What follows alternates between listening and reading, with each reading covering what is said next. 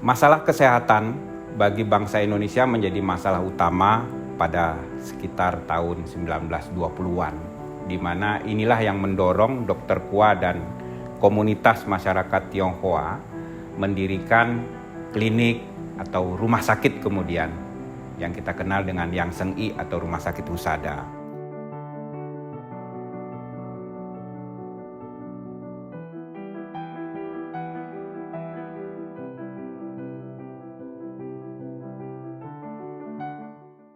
Di paruh kedua abad ke-19, pasangan suami istri Kua Samkang dan Lim Chunyo pindah dari Kudus dan menetap di Salatiga.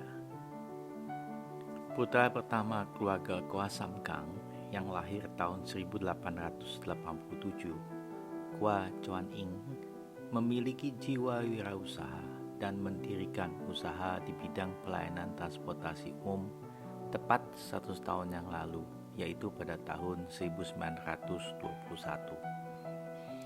Pada tahun 1923, nama perusahaan itu menjadi Esto, karena memang Esto sesuai artinya adalah perusahaan transportasi pertama di Salatiga. Pada zamannya, perusahaan bus ini cukup terkenal terutama di kota Salatiga dan sekitarnya. Mungkin masih ada yang ingat bus Esto berwarna hijau yang badan dan kursi-kursinya terbuat dari kayu.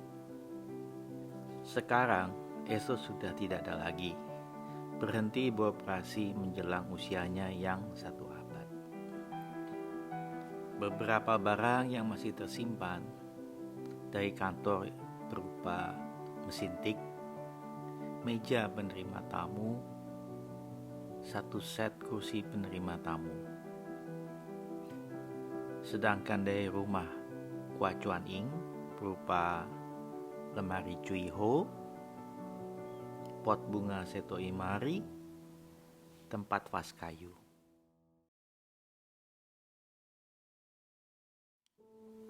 Putra kedua Kua Samkang, yaitu Kua Chuan Shu, yang lahir tahun 1893, memilih jalur profesi sebagai pelayanannya, menjadi seorang dokter.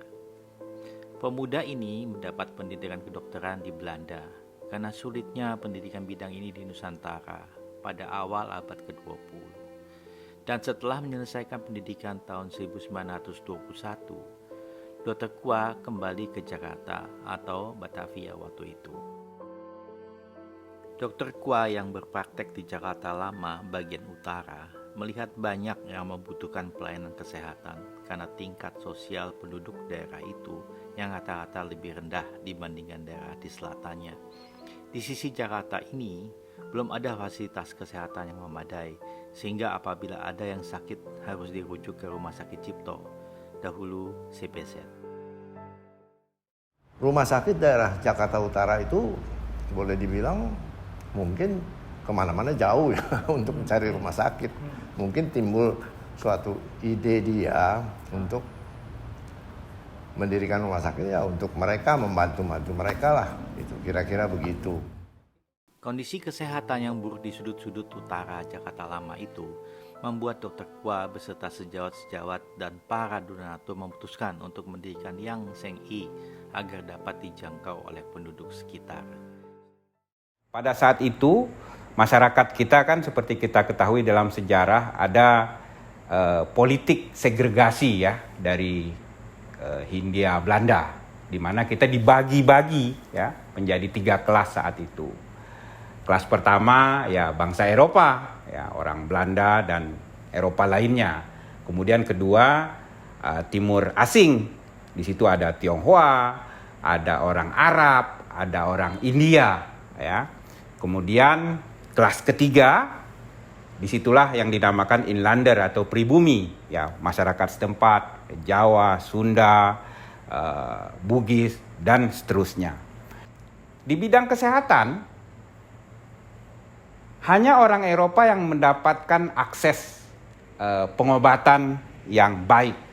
Tapi orang-orang Tionghoa, orang-orang Arab, ya, orang India dan kemudian orang-orang pribumi atau inlander saat itu sama sekali tidak mendapatkan perlakuan yang cukup dalam hal kesehatan. Nah, inilah yang mendorong masyarakat Tionghoa pada saat itu mendirikan rumah sakit yang Seng-I. Jadi Dr. Kwa dan kawan-kawan mendirikan rumah sakit ini untuk mengobati tidak hanya orang Tionghoa.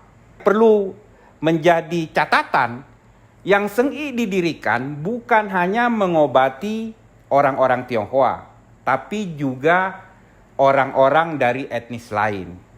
Perasaan senasib inilah yang menjadi jejak penting dari berdirinya rumah sakit yang Seng-I yang dipelopori oleh Dr. Kwa Chuan Siu. Pada tahun 1948, Dr. Kwa meninggal di ruang praktek rumah sakit yang didirikannya, menurut beberapa penuturan karena keletihan. Dr. Kwa menjelang akhir hayatnya, beberapa hari sebelum beliau wafat, itu sekitar bulan Maret 1948. Beberapa hari menjelang beliau wafat, beliau mengendarai kendaraannya dengan obat-obatan lengkap datang ke daerah Serang. Pada waktu itu terjadi aksi polisional Belanda, di mana masyarakat menjadi korban pada waktu itu.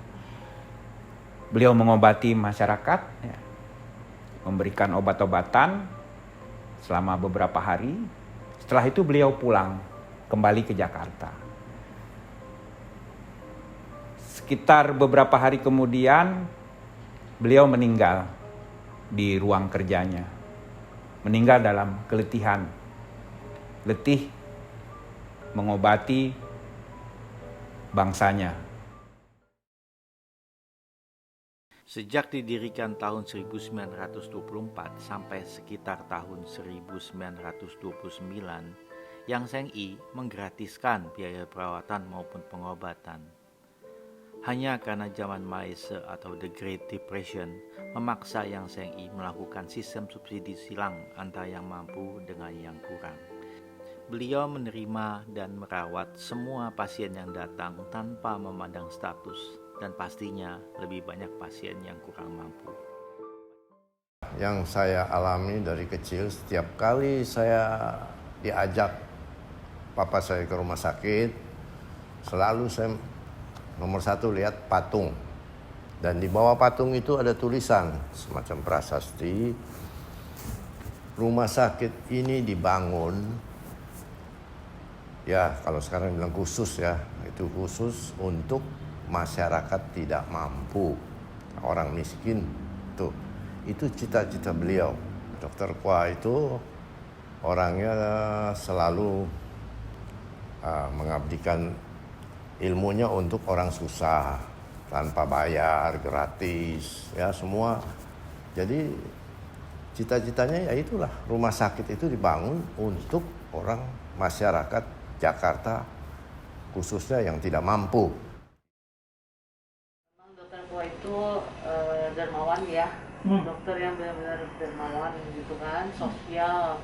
Tujuannya itu kan membantu orang-orang yang tidak berkecukupan untuk mendapat pelayanan kesehatan. Nah, makanya visi sampai sekarang itu rumah sakit Udara memberikan pelayanan kepada masyarakat yang berdasarkan profesionalisme dan cinta kasih. Nah, cinta kasih ini yang kita terus tularkan ya, dan kita bawa itu dari pusat dokter Sis. Kedermawanan Dr. Kwa itu kita bawa sampai sekarang. Jadi dengan tulus hati kita kasih, kita berikan pelayanan yang terbaik. Dokter, kemudian sangat dermawan, intelektual, pemberani. Di mana kita bisa mendapatkan sosok sehebat ini? Dan ternyata bangsa ini pernah memiliki sosok sedemikian rupa. Dr. Kwa, saya kira harus menjadi inspirasi tidak hanya bagi anak-anak muda Tionghoa, tapi juga menjadi inspirasi bagi seluruh generasi muda bangsa Indonesia. Selayaknya lah dia ditempatkan pada posisi yang mulia. Ya, jejak beliau adalah fakta yang tidak terbantahkan. Pantaslah kiranya beliau menjadi pahlawan nasional Indonesia.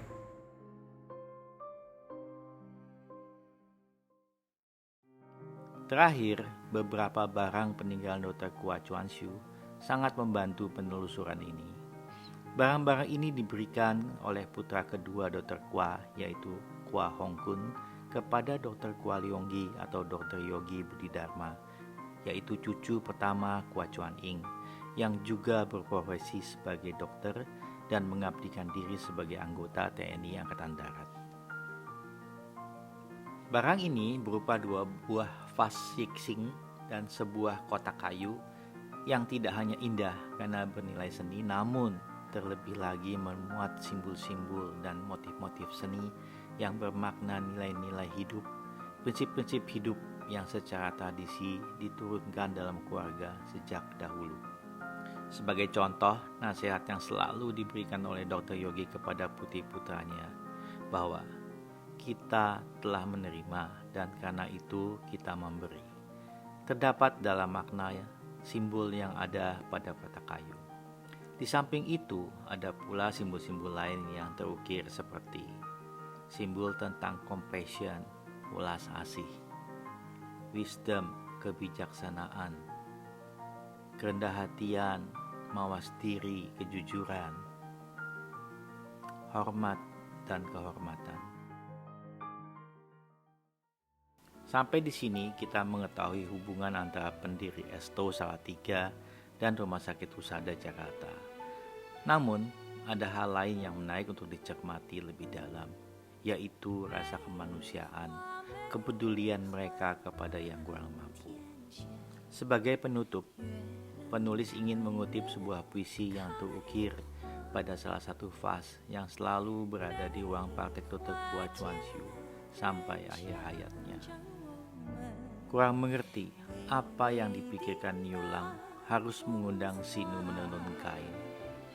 Tiap tahun meminta bijak pada sang dewi.